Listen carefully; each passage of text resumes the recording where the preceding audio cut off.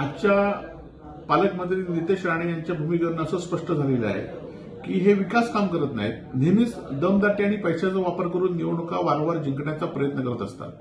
आज रवींद्र चव्हाण त्यांच्यावर नसल्यामुळे पैशाची त्यांची व्याप्ती कमी झाली आहे, परंतु आता धमकीचं, मागे घेण्याचं, तक्रार करण्याचं हे आता त्यांनी ओळखलं आहे. खरं तर या राज्यामध्ये कायदा सुव्यवस्था राहिलीच नाहीये. भारतीय जनता पार्टीचे असलेल्या मुख्यमंत्र्यांकडे गृहमंत्रीपद आहे आणि निवडणूक आयोग सुद्धा या जिल्ह्यामध्ये राहिला नाही.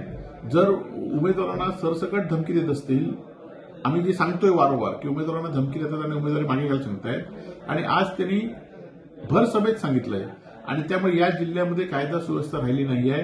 माझं एकदा इथल्या जिल्ह्यातल्या जनतेला आव्हान आहे की तुम्ही या ठिकाणी या लोकांना वेळीच आवरा, तुम्ही स्वाभिमान असलेल्या उमेदवारांना मतदान करा, तरच या जिल्ह्यामध्ये शांतता राहील, जिल्ह्यामध्ये विकास होईल, नाहीतर या जिल्ह्यामध्ये अशांतता माजेल.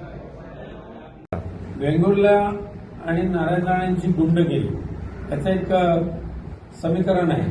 प्रत्येक निवडणुकीमध्ये नारायण राणे पुरस्कृत गुंडगिरी ही वेंगुर्ल्यामध्ये केली जाते आणि म्हणूनच त्याच्याच पार्श्वभूमीवर त्यांनी धमकी दिलेली असेल त्याची माहिती आम्ही नक्की घेऊ. पण ह्या धमकीची दखल या जिल्ह्यातल्या निवडणूक आयोगाने घेण्याची आवश्यकता आहे. ह्या धमकीची दखल पोलीस प्रशासनाने घेण्याची आवश्यकता आहे आणि धमकी दिल्याबद्दल त्यांच्यावर कारवाई करण्याची गरज आहे. आम्ही आमच्या पद्धतीने दोन्ही यंत्रणांना तसं निवेदन देऊ, त्यांच्यावर कारवाई करण्याचं मागणी करू.